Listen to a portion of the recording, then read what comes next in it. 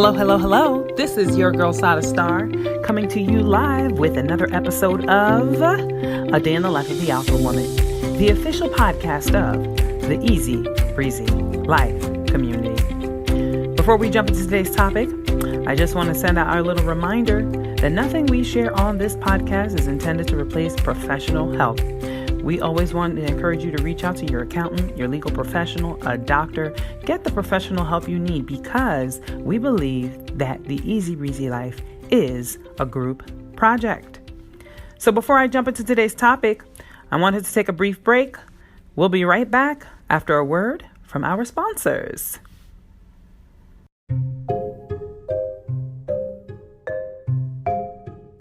Want to know how I save tons of money on a Caribbean vacation while earning cash back? It's easy. The answer is Rakuten.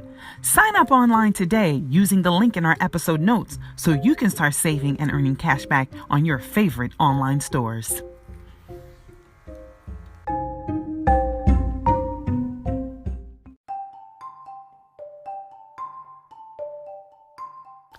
Looking for a way to build a fashionable and trendy workwear wardrobe but can't seem to gather the coins?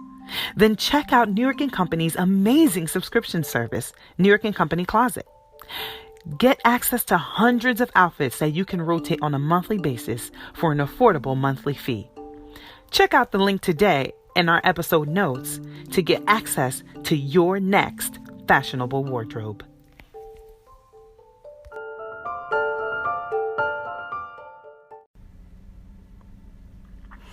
And we are back. So, I gather that we all really loved the sister cast that we did last week. I was very excited to have my sisters join me and be part of that conversation. I think a lot of who I am as an alpha woman began with my relationship with my sisters and how we have evolved into womanhood, going from sisterhood to friendship and being able to authentically love and appreciate one another for exactly who we are. I hope that you felt our realness in that conversation and that it encourages you to strengthen or create boundaries or whatever it is that you have to do with your real life sister relationships or even your friendships that feel like sisterhood. Now, this week, I want to take some time to talk about congruence with your core values. A lot of times I have young women reach out to me and talk to me about struggling with a transition, having a group of friends, deciding whether or not to keep said group of friends, and moving on from relationships. How do you know if a relationship or a friendship is meant to be in your life for a reason, a season, or a lifetime? Because if you're not wise about being able to distinguish between the relationships that are meant to be in your life forever and those that are just for the current situation or circumstance that you're in, you will make the mistake of letting go of people who are really meant to be in your life and then holding on to the ones who you're just supposed to be letting pass by. I think for me, in the past 2 years of my life, I'd really have had to sit down and begin to think clearly about what my core values were, who in my life represented those core values, and which relationships I wanted to invest in, which I maybe did not want to completely cut off but create some distance with, and which ones just did not fit anymore. It wasn't a good fit. And really, my point of view is outside of my immediate siblings, and my husband, and my baby, and my parents, every other relationship is up on the chopping block. Now, I know that probably sounds very harsh, but I've also grown up in an environment where I've seen people truly abuse relationships. And so I'm just not built to be tolerating a whole bunch of stuff. And as you saw from my sisters, we're pretty much the same way in the sense that we are who we are and we were who we are before we got here. And it's probably going to be the same when people come and leave our lives. One thing remains constant is the kind of energy we bring to our relationships and our friendships. And sometimes if you find yourself struggling with friendships, being hit and blindsided by betrayal, or not feeling like you're in this friend group and there's no authenticity, it is probably because you're not surrounded by people who truly share your values. So we're going to have a conversation about values today. How many of us know that there are over 220 core values? 220.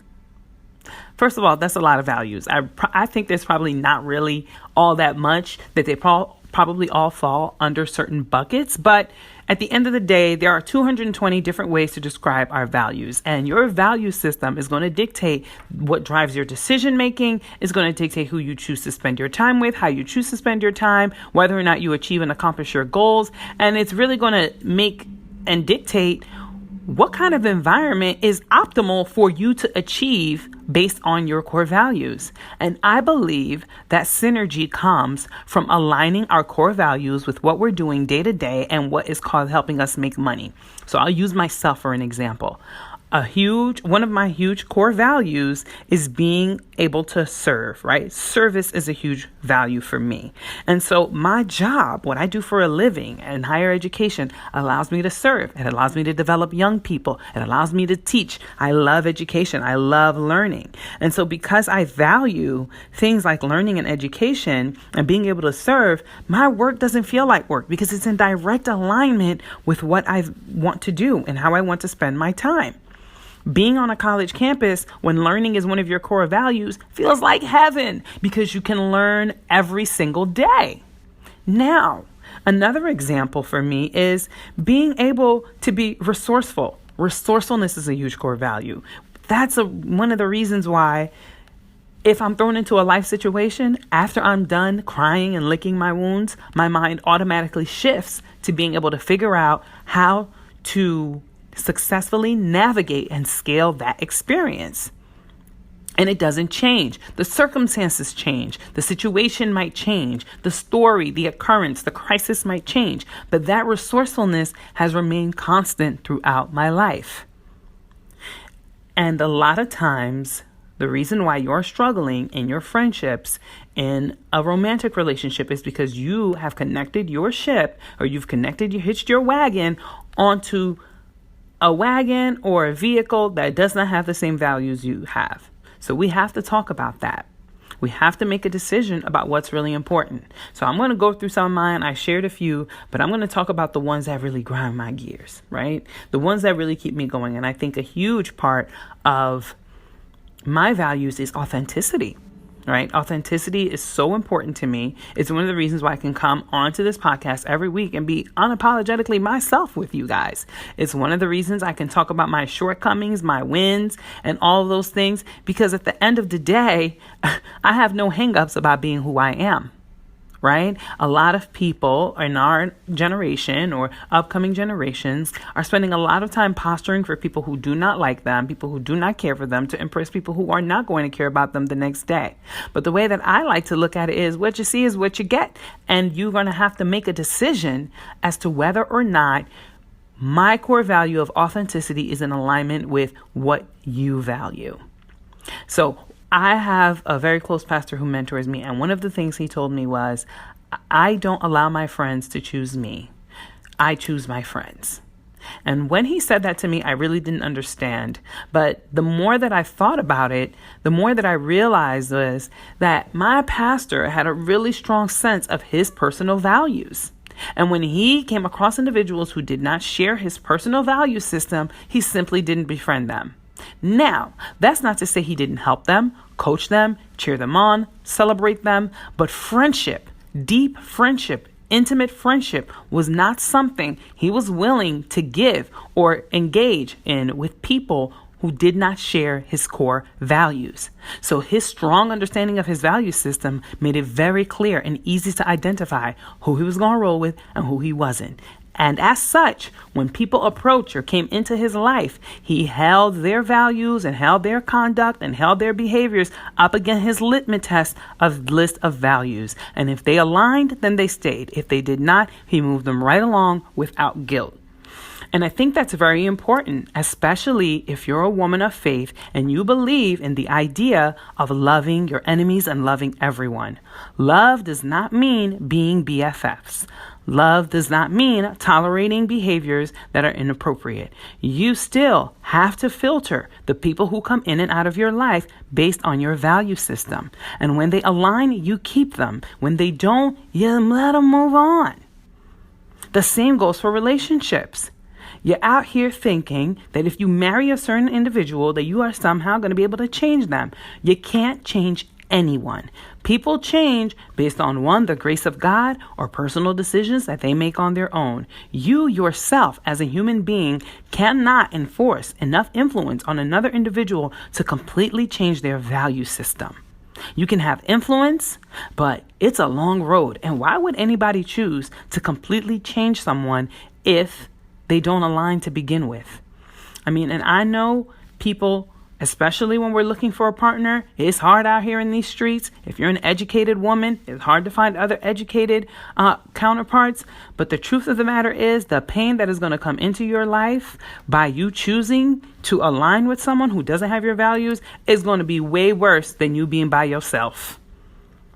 And take it from me, I waited until after my 30s to get married. I was not ready to marry anybody who did not align with my value system. Come hell or high water, I needed to see what was important for me. And anytime someone showed me something that was not consistent with my value system, I unapologetically moved on. I don't care if I had to write a journal about it. I don't care if I had to cry. I was not remaining in any situation or circumstance that was not in alignment with my personal values and where I saw my life going. So you're going to have to make that decision.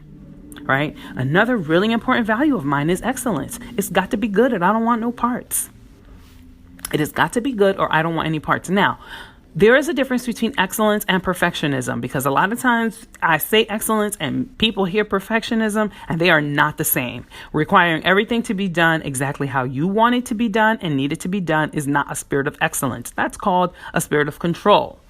Excellence is just wanting people to give their absolute best, knowing that that best may be imperfect, knowing that sometimes that best may fall short of what other people's standards are, but it is your personal best. And so having a spirit of excellence for me is extremely important. And I have found that my greatest point of frustrations have been when I have tried to keep myself in environments where that was not a primary and essential value and impose my personal values onto an environment. And let me tell you something, even in the Bible, it says that Jesus went to a certain land and could do no miracles there because the people did not believe.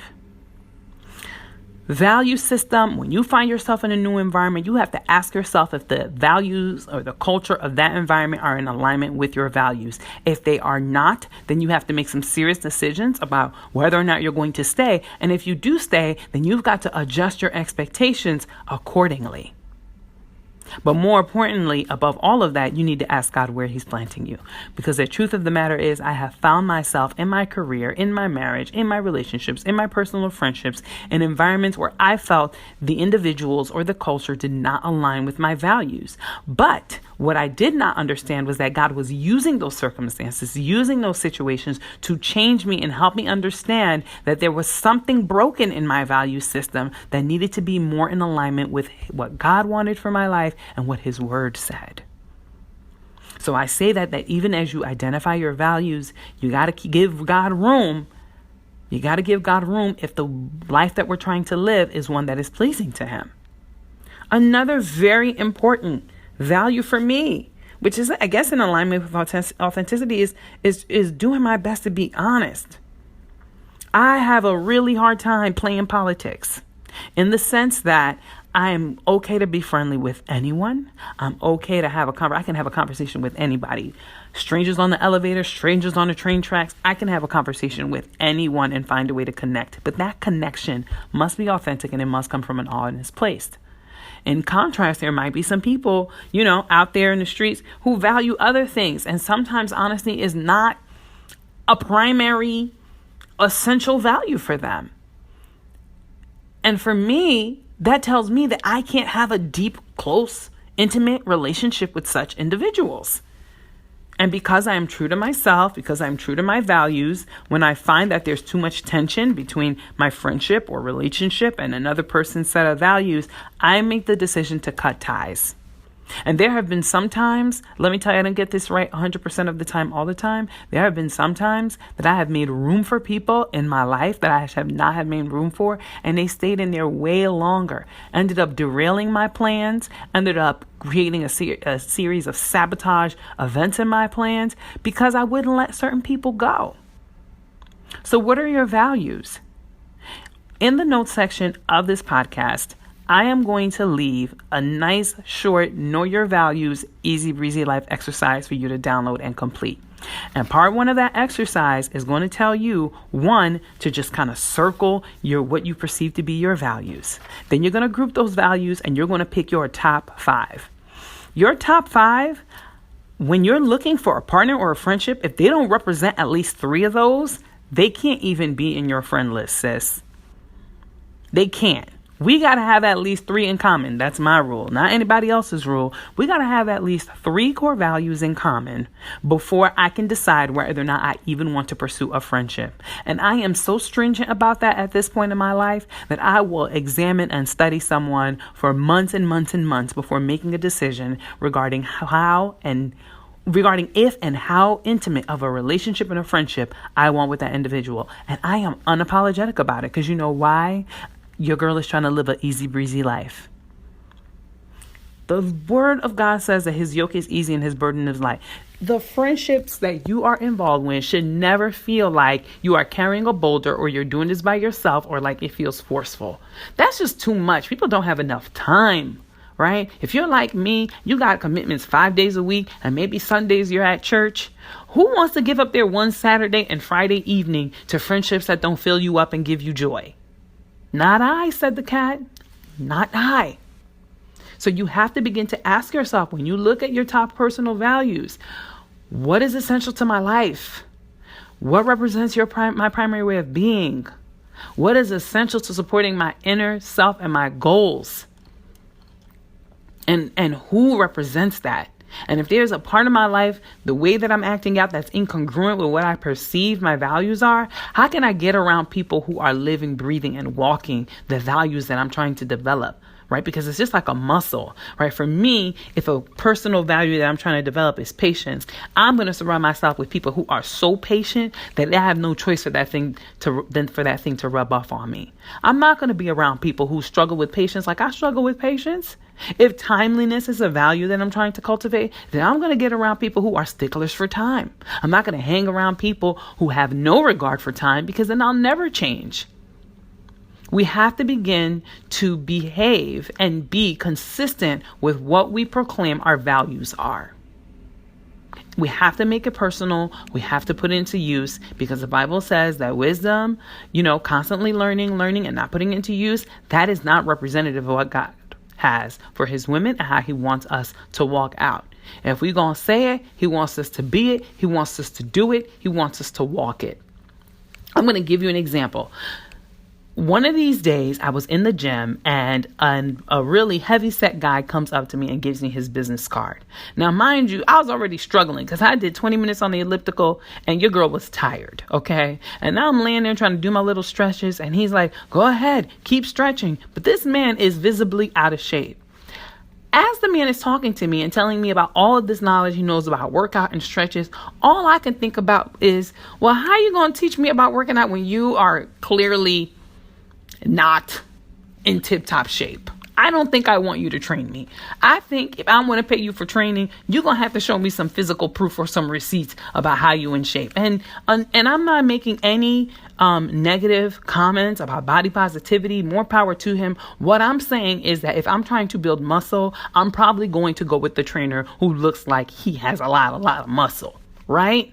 Long story short, this man is talking to me and I'm like, wow, Lord, when we are not living in consistent or in congruence with what we are saying our values are, it really does show to other people, right? And I think at that moment, because, I could just find a message or a podcast episode topic out of any life situation at this point. I think at that moment, God was telling me, like, if anything we're going to talk about here on the Easy Breezy Life, I have to challenge myself to live that way. And I think building community is such a huge challenge, right? For me, being a middle child who I consider myself an extroverted introvert. Some of my friends say I'm not that, but I I don't believe them. I think I'm very introverted. I just like to talk when I feel like talking. When I don't feel like talking, I don't want to talk. Or I could be in a group of people and then after 2 hours, I've hit my quota. Your girl's got to go. So I think I straddle the fence of being an extrovert and an introvert. But long story short, building community outside of my sibling group has never really been a huge priority for me because I've always been raised to believe that my siblings were my friends. So finding new friends and letting those friendships go through seasons and not letting them go, it just has not been a core value of mine. Now, there are some friends who I have kept through many seasons, but I have found that it's mostly the ones who share the values that me and my siblings share. But to kind of work and cultivate and go through the stresses of seasons that it takes to sustain community is not something that's always been a strength for me because I've never seen the use of it when I grew up in a house with 8 siblings. I always felt like I got community. We good over here.